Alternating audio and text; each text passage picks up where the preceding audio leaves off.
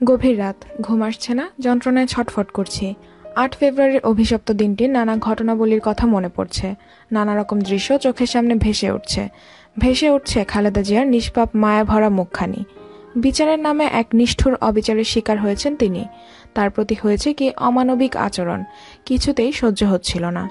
আমার বাসা থেকে মাত্র কয়েকশো গজ দূরে পুরানো ঢাকার নাজিমুদ্দিন রোডের পরিত্যক্ত কেন্দ্রীয় কারাগার, জনমানবহীন এক নির্জন ভবন। এই নির্জন কারাগারের এক ভুতুড়ে পরিবেশের মধ্যে একটি স্যাঁতস্যাঁতে ভবনেই কারারুদ্ধ করে রাখা রয়েছে দেশের শীর্ষ রাজনীতিবিদ বেগম খালেদা জিয়াকে।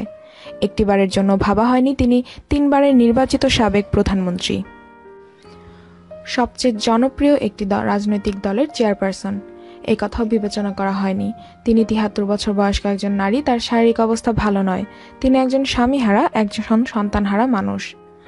রাত গভীর হচ্ছে, চোখে ঘুম নেই, অস্থিরতায় শুধু ভাবছি তার প্রতি কেন এই নিষ্ঠুর আচরণ করা হচ্ছে। রাজনৈতিক নেতা নেত্রীর জন্য কারাবরণ একটি স্বাভাবিক ঘটনা, কিন্তু খালেদা জিয়ার প্রতি যে জুলুম করা হয়েছে তার কোনো নজির খুঁজে পাওয়া যাবে না। ক্ষমতার প্রয়োজনে এরশাদকে আবারও লাগবে, তাকে খুশি করতে হবে। তাই বহু আগে পরিত্যক্ত হওয়া সত্ত্বেও নাজিমুদ্দিন রোডের কারাগারকেই বেছে নেওয়া হলো খালেদা জিয়ার জন্য, তাকে সেখানেই বন্দি রাখা হলো। কি জঘন্য প্রতিহিংসা! একবারের জন্যও ক্ষমতাসীনদের বিবেকে বাঁধেনি একটি জনমানবহীন নির্জন ভুতুড়ে ভবনে কিভাবে খালেদা জিয়ার মতো একজন রাজনীতিবিদকে রাখা যায়। কিছুদিন আগেও এই কারাগারে অনেকের ফাঁসির দণ্ড কার্যকর করা হয়েছে, আর সেখানেই তাকে একাকী রাখা হয়েছে। তিনি ছাড়া একজন বন্দীও সেখানে নেই। একজন নারী হিসেবে সামান্য মর্যাদাও কি তার প্রাপ্ত ছিল না? এ কি নির্দয় ব্যবহার! বারবার মনে প্রশ্ন উদয় হচ্ছে, খালেদা জিয়ার কি অন্যায়, কি তার অপরাধ? দেশকে তিনি ভালোবাসেন, বাংলাদেশের জনগণ প্রাণ উজাড় করে তাকে ভালোবাসে, এটাই কি তার অপরাধ? স্বাধীনতা যুদ্ধের সময় তিনি বন্দি শিবিরে ছিলেন, মুক্তিযুদ্ধে তার রয়েছে অবদান।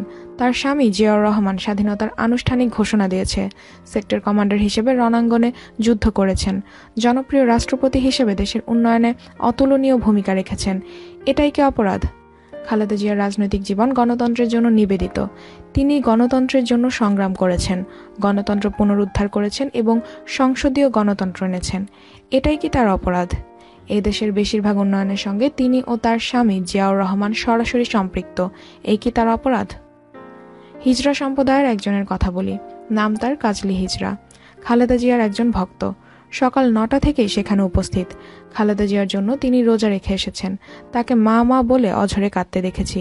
তিনি শুধু বলছিলেন, আমার বুক ফেটে যাচ্ছে, আমার মা খালেদা জিয়াকে জেলে যেতে দেব না। ঘন্টার পর ঘন্টা খালেদা জিয়ার জন্য তারই উৎকণ্ঠা উপস্থিত সবাইকে বিস্মিত করে। হয়তো খালেদা জিয়ার সঙ্গে তার কোনোদিন সাক্ষাৎই হয়নি, কিন্তু তার জন্য যে আহাজারি করতে তাকে দেখেছি, সে দৃশ্য চোখে না দেখলে বিশ্বাস করা যায় না। কোর্টের পাশে মসজিদে নামাজ পড়তে গিয়ে অনেককে দোয়া দরুদ মোনাজাত এবং কান্নাকাটি করতে দেখেছি। এটি খালেদা জিয়ার প্রতি মানুষের ভালোবাসারই বহিঃপ্রকাশ। এ ধরনের দৃশ্য সেদিন দেশ জুড়েই ছিল। লক্ষ কোটি মানুষের এই আহাজারি, তাদের মোনাজাত নিশ্চয়ই বিফলে যাবে না। নির্দোষ প্রমাণিত হয়ে বিজয়ের মালা গলায় নিয়ে একদিন জনগণের খালেদা জিয়া জনগণের মাঝে ফিরে আসবেন। আরও এমন নিত্য নতুন তথ্য জানতে আমাদের চ্যানেলের সাথেই থাকুন। আর হ্যাঁ, আমাদের চ্যানেলটি যদি সাবস্ক্রাইব না করা থাকে তাহলে এখনই সাবস্ক্রাইব বাটনে ক্লিক করে সাবস্ক্রাইব করে ফেলুন।